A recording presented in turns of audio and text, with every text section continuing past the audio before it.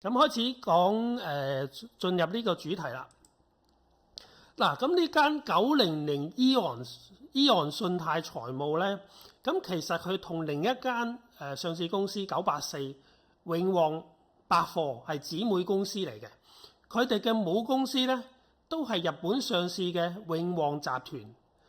咁佢市值都有即係我講緊母公司啊，佢母公司嘅市值咧都有3.15萬億日元嘅。咁相當於1584億港元，咁都唔算細公司啦嚇。咁 Eon 呢個900 Eon 信貸財務咧，佢主要係做一啲消費信貸嘅融資服務嘅。喺香港咧，我哋會叫佢做財務公司啦嚇。咁佢包括咧就係會發呢一個信用卡啦。咁我以前都有張 Eon 信用卡嘅。咁會提供私人貸款啦。提供呢一個消費嘅貸款啦，譬如你買車啊，甚至你去超市啊，你去百貨公司買嗰啲電器啊，咁都可以用信用卡去分期嘅。咁佢亦都有做一啲保險顧問同埋代理嘅業務啊。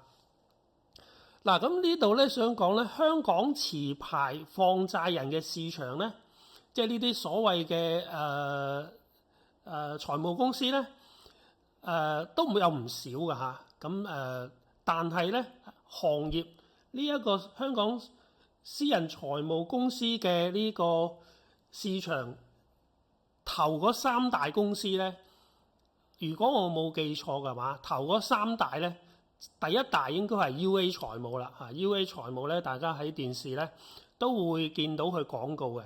咁 UA 財務咧嗰個大股東咧，應該係上市公司86啊，新鴻基集團啊。咁佢另外一個股東咧就應該係日本，都係日資嚟嘅，都係日資。我發覺日資係做得幾好嘅，做香港呢啲咁嘅私人信貸公司咧，日資係做得幾好啊。UA 財務都係日資嚟嘅，900 Eon 亦都係日資嚟嘅嚇。咁最大嘅呢一個就係 UA 啦。咁第二大應該係安信兄弟啊，應該安信兄弟，亦都係好多廣告電視都會見到啊。咁 Eon 咧應該係排第3㗎嚇，即係如果我冇記錯嘅話。咁呢3間咧就係香港私人呢一個信貸市場嘅3大市佔率最大嘅公司啦嚇。咁信用卡消費信貸嘅盈利模式咧，就係咁樣嘅嚇。我大致咧想解釋一下呢個900 Eon 信貸佢嘅盈利模式係咁樣嘅。咁首先咧，發卡啦，佢會發信用卡啦。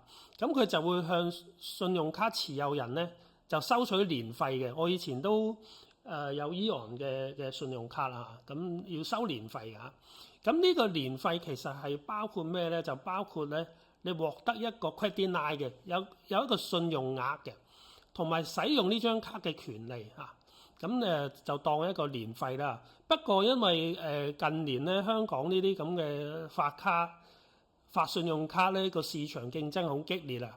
咁好多時咧啲發卡公司咧都會豁免咗個年費嚇，都豁免咗個年費。咁另一個盈利模式咧，就係當呢啲即係信用卡持有人咧，佢用呢張信用卡去消費啦嚇。咁發卡公司咧就會向商戶佢係向商戶咧就會收取啲交易金額嘅一定百分比作為一個費用嘅。咁呢個就會係成為Eon 嘅非利息收入嚇。呢個就係非利息收入。咁另外咧就係如果用 Eon 卡去買嘢，跟住佢會代你俾咗錢先啊，佢會俾一段嘅呢一個免息期你啊。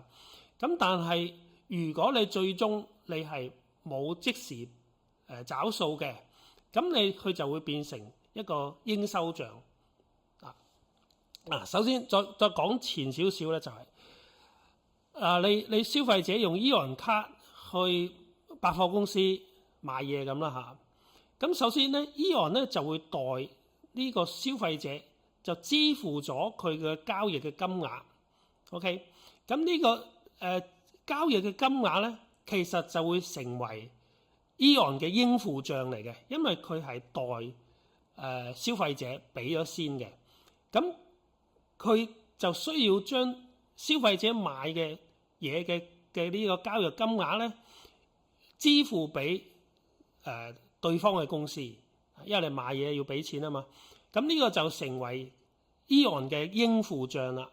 咁另一方面，佢亦都會問Eon 卡消費用Eon卡消費嘅呢一個消費者攞翻呢啲錢啊嘛。咁呢筆咧就會成為應收帳啦。應收帳即係話一個消費者，如果佢用 Eon 卡去買嘢嘅消費嘅，咁喺 Eon 嘅呢間公司嘅層面咧，佢就有兩筆數嘅，一筆數就係應付帳，另一筆數就係應收帳嚇。咁呢個應收帳，咁當呢個 Eon 卡嘅持有人，佢冇喺嗰個，因為你有個免息期啊嘛。如果你冇喺嗰個免息期到期嘅時候找清呢筆數咧，咁呢個未償還嘅金額咧，就會由應收帳變成貸款啦嚇，你就要俾佢就會計你利息㗎，咁啊變成貸款。咁另外 Eon 嘅信用卡咧，亦都向持卡人咧提供一啲嘅現金透支，同埋咧無抵押嘅私人貸款啦嚇。咁呢一啲嘅貸款咧個利率係非常之高嘅喎。根據香港放債人條例第163章香港咧係法定嘅呢一個貸款利率係有上限嘅。最新嘅上限，如果我冇記錯咧，應該係48%，即係48厘啊。咁當然唔係話下下都要收你48%嘅嚇。咁陣間我會計俾你睇，究竟 Eon 佢收佢個客咧，佢呢啲私人貸款咧，佢係收幾多厘啊？咁啊陣間會講噶啦。咁呢幅圖咧就係講香港咧嗰個持牌人啊，即係存款機構咧係3級制嘅嚇。咁點解會講呢個存款機構3級制咧？就係因為呢啲咁嘅信用卡嘅公司咧，發卡公司咧，咁佢頭先都講啦，佢會預先幫啲客俾咗錢啊嘛。咁一旦嗰啲客唔喺個限期內俾錢咧，咁會變成貸款啊嘛。再加上佢本身 Eon 佢都有做私人貸款啊嘛。咁佢借錢俾人，佢自己都要有錢先得㗎。咁佢嘅錢咧，佢就係需要有啲資金來源啦。咁金融機構嘅資金來源最平嘅咧，就係客戶存款。咁而香港咧就係實行呢一個存款機構咧3級制嘅。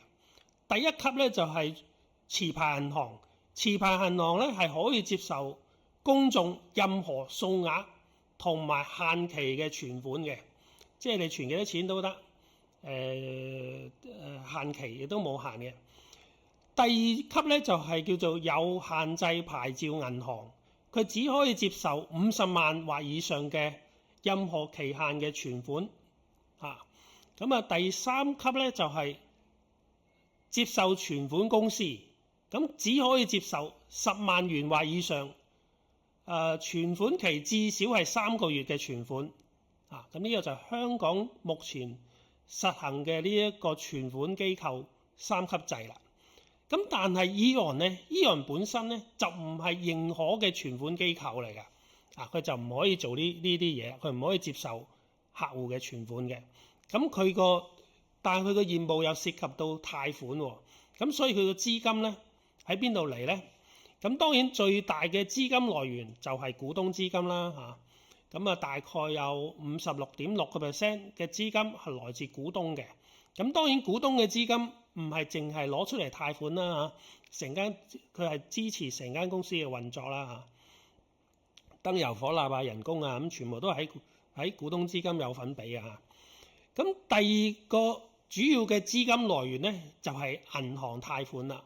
所以900 Eon本身咧，佢都會問銀行借錢嘅。咁啊大概咧最新嗰期業績睇到嗰個資產負債表咧，佢就有23.7億元係銀行貸款嚟嘅，咁啊大概佔32.5%啦，即係佢呢啲資金嘅來源。咁另一個資金來源咧就係佢嘅控股公司，咁咧就借咗8億元俾佢，咁啊大概佔11%，係來自控股公司嘅借款嘅。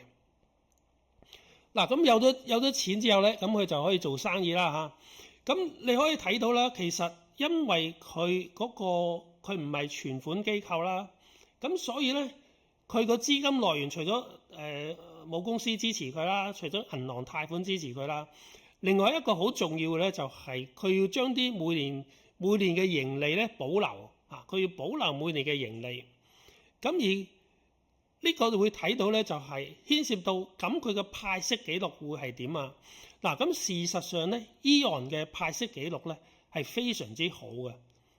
過去20幾年咧，佢每年都派息嘅啊，而且咧嗱，佢有個傳統啊，佢每年嘅派息咧都係不低於上一年啊，咁多年都不低於上一年，除咗一年嘅例外，就係我哋呢一個新冠疫情啦嚇，新冠疫情咧呢一個2021年咧，因為佢個財政年度係去到2021年2月嘅嗱，咁呢一年咧真係冇辦法啦嚇，呢一年大家都香港人都經歷過呢一個新冠嘅疫情有幾慘噶啦嚇，咁咧佢實在冇辦法，係唯一呢一年咧佢就真係減咗少少派息。如果你唔計呢一個特殊嘅新冠嘅疫情呢一年咧，其實佢咁多年咧，每年嘅派息都係冇低於上一年嘅，即係話佢最差都係保持嗰個每股派息。咁隔幾年咁佢又會增加派息，即係有增冇減啊，或者維持不變啊，咁都非常之好㗎啦，好難得㗎啦嚇。即係AEON呢間公司喺派息記錄方面咧，都係已經係非常之唔錯。咁啊代表佢咧係好願意同股東分享呢個經營成果㗎。咁其實如果你睇翻咧，2003年沙士啦，2008年嘅美國金融海嘯啦，其實都影響都幾大啊。但係佢都係冇減到派息啊，所以今次呢一個新冠咧就真係冇辦法啦嚇，呢一個好多公司都支持唔住啦。咁佢又唯一呢一年咧減少咗少少嘅派息啊，咁其他年份都係非常之唔錯。咁佢好快咧呢幾年嗰個股息咧都係恢復翻嗰個有些少增長啦。嗱咁跟住咧就分析AEON嘅本身個業績表現啦。咁呢一個業績咧係基於公司9月26號公佈嘅呢一個中期業績。佢個中期業績咧係截至2024年嘅8月31號啊，因為佢個財政年度係去到係2月份啊嘛，咁所以個中期業績咧就係每年嘅8月31號啊，咁所以呢一份業績咧就係2024年8月31號嘅6個月嘅中期業績嚇。咁呢一類900 AEON嘅呢一類冇存款牌照嘅財務公司嘅經營表現咧，咁我哋主要咧就睇3個方面嘅嚇，我哋睇3個方面。咁首先當然就係個資金成本啦，我哋要睇個資金成本啦。第二方面就會睇佢貸款收益啦，即係一方面佢嘅資金成本，第二方面咧就佢嘅貸款收益，第三方面咧就貸款質素。咁我分別就講呢3個方面啦。咁首先講佢個資金成本啦。咁佢嗰個銀行貸款咧就有23.7億元，其中咧有10.8億元咧係固定息率嘅，咁係介乎2.37厘至到5.78厘2.37% 至到5.78%，咁你望落去都唔算太低啦嚇。咁另外有9.7億元嘅銀行貸款咧，係浮動息率嚟嘅，係浮動息率嘅。咁呢個息率咧就係介乎香港同業拆息，即係 HIBOR 加0.56至到加0.75啊，即係 HIBOR 加0.56至到加0.75。咁不過公司咧就將佢其中佢有9.7億嗰個貸款咧係浮動息率嘅，佢就將其中嘅9.2億元就利用呢一個叫做利率掉期啊，利率掉期就將個浮動息率咧又轉為固定息率啦，又轉為固定息率，咁佢就會將個年息咧就變成固定嘅1.95至到5.42啊，1.95至到5.42，咁你咁樣計咧就佢差唔多佢個銀行貸款咧大部分都已經轉晒做固定息率㗎啦，咁所以你美國加息又好減息又好啦，咁佢就鎖定咗佢大部分嘅銀行貸款嗰個利率咧係鎖定咗嘅嚇，鎖定咗嗰個利率㗎。咁另外佢有8億元啦，頭先講過佢有8億元嘅貸款咧係控股公司母公司借俾佢嘅，咁收佢幾多厘咧？係固定息率係收3.91厘啊，3.91%。咁佢上半年嘅利息支出咧就係6168萬元。咁佢個借貸咧有息借貸係31.7億元。佢嘅利息支出半年嘅利息支出係6168萬元。嗱，咁我幫你化成年化成借貸利率咧，就係3.89%。嗱，咁你有個概念啦，就係話佢嗰個貸款貢獻佢資金來源嘅貸款咧，就大概有31.7億元，你當佢32億都得啦嚇。咁啲31.7億元嘅貸款咧，個資金成本咧就係3.89%。OK， 咁知道咗佢嗰個資金成本之後啦，跟住我哋就睇，咁佢個貸款收益，佢又收人哋幾多厘啊？佢俾人哋就俾3.89厘，咁佢收幾多厘咧？嗱，咁我哋可以計下啦。咁截至2024年嘅8月底啦，佢個客戶貸款同埋應收帳款咧，總共就有69.6億元，69.6億元，其中有76% 係信用卡帳款嚟嘅，即係佢啲信用卡、銀行卡持有人帶嚟俾佢嘅呢一個貸款同埋應收帳，有76% 係來自銀行卡嘅，有24% 咧係私人貸款嚟嘅，即係擺到明唔係買嘢，唔係咩，就係借錢就係借錢，有24% 就係私人貸款。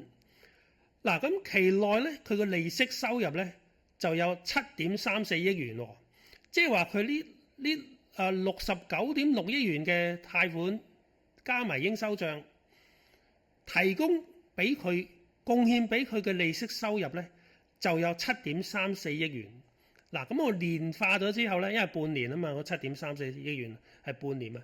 如果我哋年化咗，平均咁年化咗佢咧，個收益率大概係21厘啊，21%。即係話你可以咁睇成佢點咧？佢就係佢啲資金，佢借翻嚟嗰啲資金咧，佢就付出3.89厘。佢借俾人收人哋幾多厘咧？就收人哋21%。嗱，咁表面好好賺喎，你個資金成本先3.89，你個資金收益率咧有21%喎，咁表面好好賺啊，咁呢個係事實啦。所有財務公司咁梗係即係雖然不至於叫做大耳窿啦，咁但係佢收嗰個利率都好高㗎，咁但係佢風險大啊嘛，你都可以諗到佢個風險一定係大過銀行嗰啲借錢俾人嘅，咁所以我哋要睇第三個因素啦。第三個因素咧就係佢嘅貸款質素啊，佢個貸款質素。嗱咁佢根據佢2024年8月底嘅呢一個資產負債表嘅公佈啦嚇，咁佢咧嗰個客戶貸款同埋應收帳總額啊，總額有72.25億元啊，有72.25億元。咁其中其實有77% 咧係1年內到期嘅，咁有23% 係超過1年嘅。即係話咧，其實900 Eon咧，佢嗰啲貸款咧，佢借錢俾人嗰啲人咧，其實佢係短期為主嘅，短期為主。咁短期為主有咩好處咧？就係話佢呢啲咁嘅帳，呢啲咁嘅貸款質素，無論你幾差都好啦。咁你好快就知道究竟啲客有冇還錢啦，即係唔會好似一啲講得難聽啲，內地銀行嗰啲啦。內地銀行點解佢嗰個 P/B 咁低咧？就係因為佢好多時咧，明明嗰間公司已經冇錢還啦，咁佢唔將佢變成壞帳，佢就將佢展期，咁啊拖咯，係咪？拖，咁你咁樣拖法咧，你根本咧，你嗰個壞帳率咧係反應唔到嘅，即係你只不過將佢拖後啫嘛。咁但係 Eon 唔同，Eon 佢大部分嘅貸款咧就係1年內㗎啦，見真章㗎啦，得唔得？即係有錢係還，冇錢係壞帳㗎啦。咁呢個好啊，即係你唔需要擔心咧，就係我唔會太過唔明朗啊。你啲數係咪明明係收唔到嘅，你又剪咗期啊？咁冇啊。嗱，咁Eon咧亦都幫我哋咧做咗一啲分類啊。分類，咁咧佢就會分3個階段㗎喎嚇。佢將佢嗰啲客戶貸款咧已經分咗3個階段啦。咁我會解釋呢3個階段係乜嘢意思啦嚇。咁嗱，大家知道啦，如果內銀咧，我哋用內銀去做比較咧，就會清楚啲。內銀咧就會分幾類嘅，即係內銀嘅貸款咧，佢會分幾類啦。咁啊最正常嗰啲冇事嗰啲，咁佢叫做正常類啦，係咪？正常類啦。咁第二咧，即係有啲問題啦，叫做關注類嚇，關注類即係話，即係開始值得你關注啦。咁啊最差咁樣，當然就不良類啦嚇。咁所以咧，你睇內銀咧，咁你首先就睇佢不良率係幾多啊？係咪？咁呢個不良類啦。嗱，咁 Eon 咧嘅呢3個階段咧，第一個階段咧，你可以睇成就係內銀嘅正常類嚇，正常類，咁即係正常嗰啲啦。咁就係第一個階段。第二個階段咧，你可以睇成係開始有啲需要關注啦，可以睇成類似內銀嘅關注類啦嚇，關注類。咁啊第3個階段咧，你可以睇成就係內銀嘅不良類啦，即係不良貸款啦嚇。第3個階段嗰種咧，即係Eon將佢歸納為第3階段嗰啲貸款咧，你可以當佢係相等於內銀嘅不良類啦，不良類。嗱，咁如果我哋將呢一個第2階段所謂嘅關注類啦，同埋第3個階段不良類都睇成需要減值啊，即係你穩陣啲需要減值。咁啊佔幾多 percent 咧？嗱，佢第2階段係0.9嘛，咁啊第3階段係3.4啊嘛，咁你哋將呢兩個加埋佢就係4.3%，係代表乜嘢咧？代表佢個貸款咧有4.3% 嘅貸款咧，你當佢需要減值嘅，即係話會有機會出現壞帳噶啦，需要減值。咁啊4.3%，OK。咁呢4.3% 相對舊年同期咧，係幾多咧？咁係多咗0.3%嚇，係多咗0.3%，多咗0.3%。咁大家都知啦，香港經濟始終都係惡化咗啦，咁所以咧，佢嘅減值貸款比率啦，係多咗0.3個百分點㗎，係上升咗0.3個百分點。咁事實上佢上半年都公布咗啦，佢上半年嘅減值，佢叫做減值虧損及減值準備支出係增加咗43.4%嘅，係增加咗43.4%，去到2.36億元嘅。如果你睇翻佢嗰個財務報告咧，佢上半年即係直至到今年8月底嘅呢個中期業績咧，佢個減值準備咧係增加咗43.4%啊，去到2.36億元嘅。咁呢個咧都係冇辦法啦，香港即係都睇大家都明白香港依家個經濟係差咗啦嚇，咁所以壞帳或者壞帳準備咧係增加咗㗎。咁佢有個叫做頭先講嗰個增加嗰個減值準備支出咧，呢一個係喺個利潤表嗰度喎嚇，係利潤表嘅項目，但係喺資產負債表有一個項目叫做減值準備餘額。類似銀行咧就有一個叫做 loan loss reserve 即係貸款減值儲備，咁佢都有呢個叫做減值準備餘額嘅，類似銀行嘅 loan loss reserve， 咁就有2.7億元嘅，咁都增加咗9%嘅，都增加咗9%。咁所以而家咧大概咧大家咧就會知道佢個情況就係咁啦。佢個情況就係佢個資金成本就係3.89%，佢收人哋嘅利息收益率係21%，咁都唔錯啊。咁但係佢壞帳率咧就4.3%，即係大家有概念就係咁啦。咁跟住我哋睇下佢個收入，佢個收入係點咧？佢利息收入啦，利息收入佔咗85.4%，即係話咧利息收入係佢最大部分嘅收入來源啦，咁都好正常啦，佢係財務公司嚟噶嘛，咁啊佔咗85.4%。咁最新呢一期嘅中期業績啦，佢上半年嘅利息收入係增長咗11.7% 嘅，即係有增長嘅嚇，因為佢個貸款餘額係有增長嘅，即係多咗人借錢啊，香港多咗人借錢，所以佢利息收入係有增長嘅。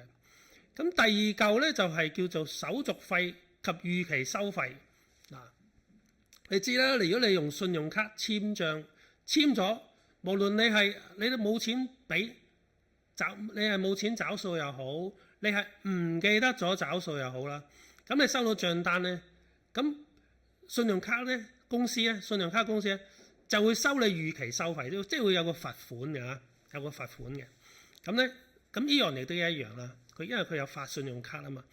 咁呢一個手續費及預期收費嘅收入咧，佔比有7.4%。咁上半年咧，呢一個手續費及預期收費收入咧，就增長咗1.7%。即係增長比較少啦。即係證明啲人咧都唔係經常唔記得咗找數㗎。咁啊，第三就信用卡收單啊！收單咧，咩叫收單咧？或者佢就做一個叫做收單機構啊，收單機構。如果佢係銀行咧，就會做收單行啊，即係個稱呼係咁啊。收單機構就係非銀行嘅信用卡。如果你係銀行嘅信用卡嗰個機構咧，就叫做收單行。收單係咩嚟嘅？如果你去一間售貨公司，無論係百貨公司啊，我哋當百貨公司啊，咁你碌卡咧，你碌卡簽帳咧，咁佢就會，所以點解叫碌卡啊？咁佢真係咧，以前啊，依家就 scan 你個晶片就得，以前真係要碌㗎，即係以前咧。真係要有部碌卡機咧，咁就刷叫做刷卡啊嘛，即係將你張信用卡咧刷一刷咁樣啦，碌卡。我哋廣東話叫碌卡，碌一碌。咁佢嗰個你碌完之後咧，背後咧嗰間叫做收單行咧，或者非銀行就叫收單機構咧，佢背後幫佢做好多嘢啊。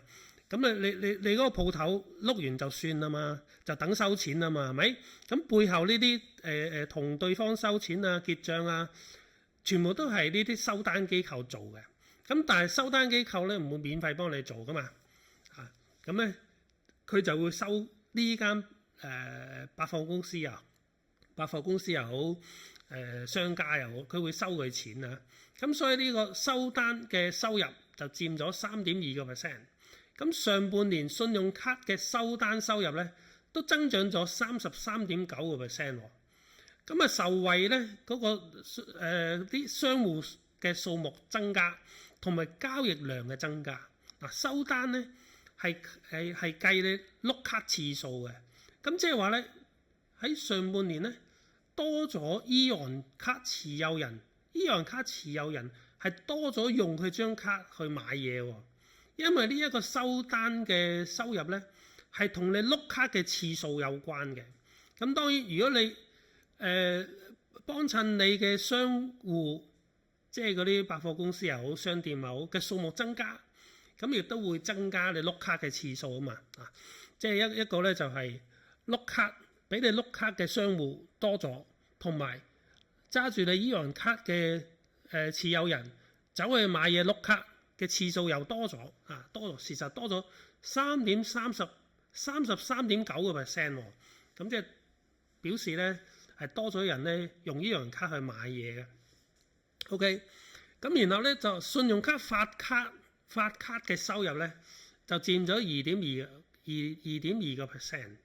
咁但係咧上半年發卡收入咧就跌咗37.9%，跌咗37.9%。不過都冇所謂啦，佢嗰個佔比都係兩點幾個 percent 嘅啫。咁最尾就係保險業務啦，保險業務咧就佔比咧就1.8%，其實都好少㗎。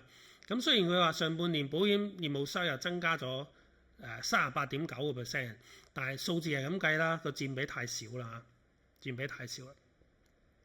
嗱，咁收入就係咁嘅情況啦。咁上半年咧，佢扣除一啲頭先咪講咗佢有2億幾嗰個係減值嘅。但係如果我哋唔計呢啲減值啊，佢嘅營運盈利咧，佢嘅營運盈利係即係不扣除減值準備嘅營運盈利係類似銀行嘅 PPOP 啦。銀行我哋就話佢係 PPOP 啦。咁佢都有類似呢個 PPOP 嘅概念嘅，就增長咗11.7%。即係話 AEON 上半年嘅減值撥備之前嘅營運利潤咧係增加咗11.7% 嘅喎，咁係非常之唔錯㗎，去到4.26億元，其實係非常之好嘅。不過因為佢個減值準備就增加咗43.4% 啊嘛，咁啊冇辦法啦。咁一扣完之後咧，咁佢嘅股東淨利潤咧就得返1.7億元，就跌咗11%。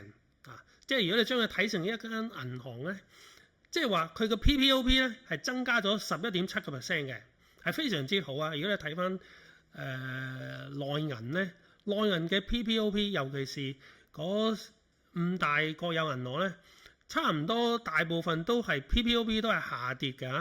咁佢就係靠我講內銀啊，就靠減少撥備，令到佢個盈利有增長。嗱，AEON就調轉嘅，AEON嘅 PPOP 咧就增加咗11.7%，反而係因為佢減值撥備多咗43.4%，就導致佢個股東淨利潤就跌咗11%，就跌咗11%。咁不過大家都明白啦，係因為佢嗰個減值撥備多咗啊嘛。咁佢中期息就維持0.24元，維持到嚇。咁我估計咧，佢全年我估計佢唔會減派息㗎。佢唔加派息都好，佢係唔會減派息㗎。我估啊，我自己估啦，好大機會佢係唔會減派息。咁如果佢全年股息維持0.48元嘅話咧，咁以琴日收市價呢一個5.77元啊，我係用呢個上個禮拜五個收市價5.77元計算咧，股息率咧都有8.32%嘅，股息率有8厘幾嚇。咁所以呢間公司咧係一間唔錯嘅呢一個收息股嚟㗎，唔錯嘅收息股。OK， 咁咧就分享完呢一個900 AEON 啦，因為900 AEON咧都係一啲觀眾啊，我啲會員啊有興趣嘅呢一間公司，咁佢係非常之唔錯啊。佢嘅管理層係日本人啊。我發覺日本人做呢一啲私人貸款嘅業務係做得幾好啊，因為日本人咧比較保守啊，比較審慎啊，咁啊做呢啲貸款咧係嘅生意咧係唔錯啊，係靠得住啊。